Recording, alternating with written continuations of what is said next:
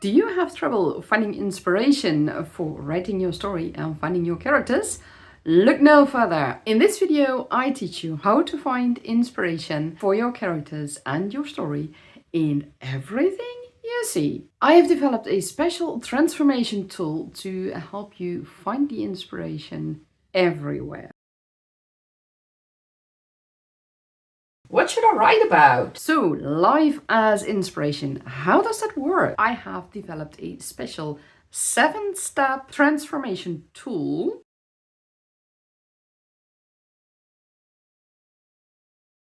I often hear authors say, but Ilse, I really don't have any inspiration. What should I write about? And granted, it may seem like a daunting task, especially when everybody tells you that every story has already been written. Others might tell you to get inspiration from the great classics and from other books or from movies and a TV. Granted, sure, that can work. It worked for me with several things. I know I'm inspired by several books and a couple of TV series, and that worked greatly for me. But I'm here to tell you there's another source that you should take into account. Life. What do I mean by that? Let's dive into it. My name is Ilse. I am a magic-wielding dragon companion and creator of worlds, and I'm here to help you on your author journey. And today I do that by teaching you how to transform a mere topic into a workable idea for your story and character.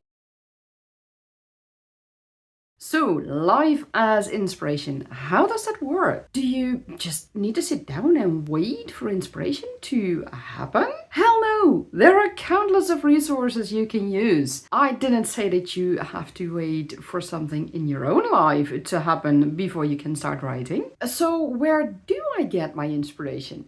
Well, like I said earlier, yes, I have also gotten inspiration from other books, TV series, video games even.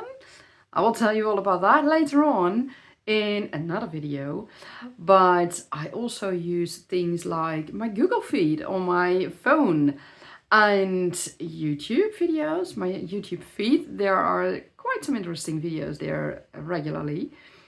But also things like Bored Panda, you have no idea what you can find there. Reddit communities, but also things like news outlets. Just take a look at a news article you see in your newspaper or in the 8 o'clock news. And social media is a true treasure trove for inspirational ideas. Let's not forget also things like Windows Spotlight images. They've helped me with several ideas as well. But also stock photo sites, stock video sites.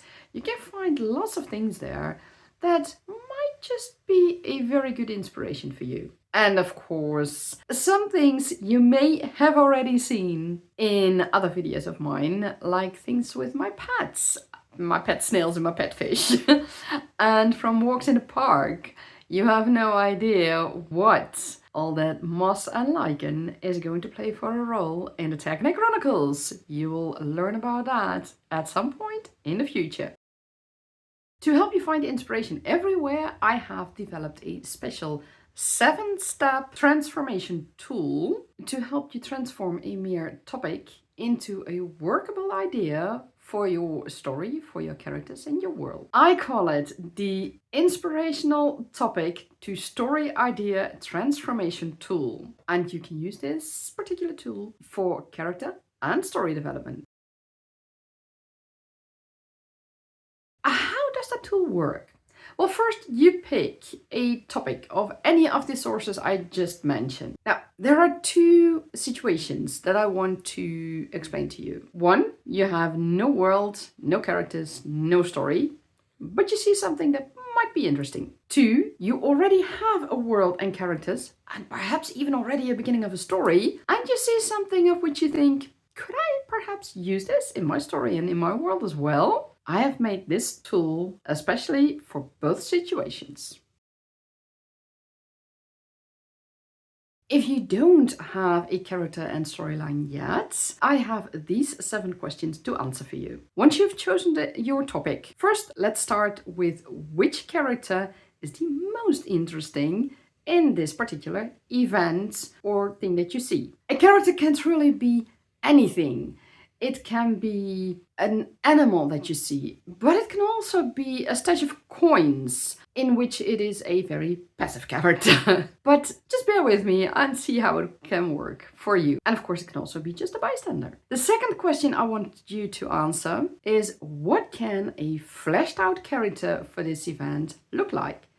Think about things like personality, clothing, how someone moves around, things like that. And once you've got the character, let's look at the world around the character and this particular event. Now, this relates to both setting, modern, historical, fantasy setting, any setting, sci-fi setting can also be possible, and literally the environment the character lives in and the event happens in. Is this perhaps a character in a fantasy setting who sees something happening on a medieval market? The fourth question I want you to answer is, what main storyline can I make around this character and this event, or in which this event can take place? It might be that the event is just a tiny part in the entire story that you might write, but it can also be the entire story that you may write. The fifth question I want you to answer is, what would the effect be of this event on your newly created characters and world? Is it something for your character to just pass the time, or is it something significant? The sixth question that you have to answer is, how does this particular character deal with the event? Does the character have to do something with it? Or is the character just an innocent bystander? Is the character an observer in his role or her role? Or is he just passing by, just catching a glimpse of what is happening, and he or she is just going on? The last question I have for you in this set is, what would the effect be on other characters in your story and the world? Is it perhaps just a theater group that's passing along and playing a little something on the market just for comic relief? Or is it perhaps a tax collector who goes from stall to stall to collect the taxes and who might have run into things?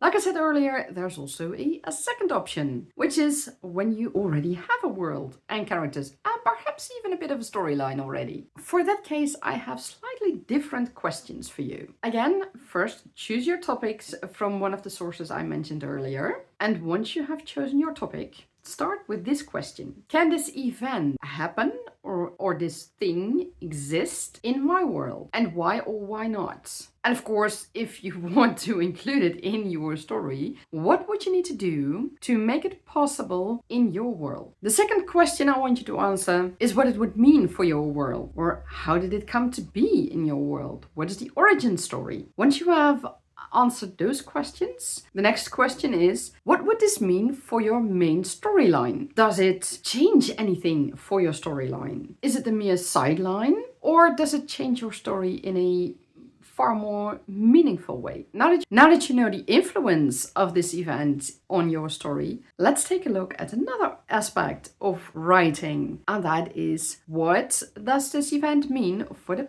pacing of your story? Is this event perhaps going to bring a moment of relief, just some rest? Is it potentially going to hold up your character? Is it a bad thing if that happens, or is it a good thing? And also very important, is it holding up your plot? Is it moving your plot forward?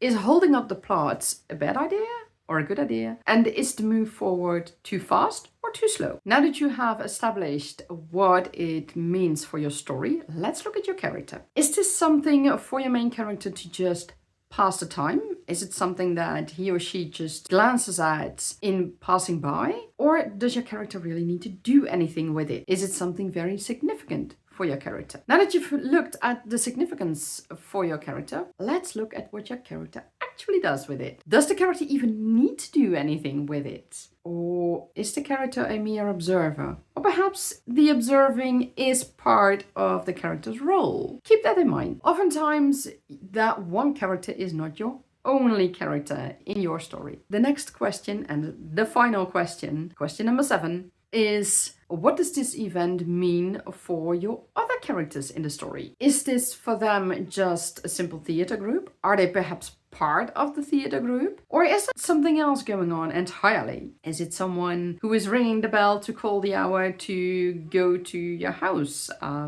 for curfew? Or do they need to break up an argument? Think about that. In the beginning, I promised you a bonus if you would watch until the end. To help you record all your answers to the questions above, I have made a special PDF template with all the questions for both situations, and you can fill it in as many times as you like. You can download it for free on my Patreon page. It's linked in the description box below, and I wish you a lot of fun with that. Are you looking for an inspirational topic to use yourself right now? Then check out my first transformation about the origin of foods in Theargane Chronicles. Have fun!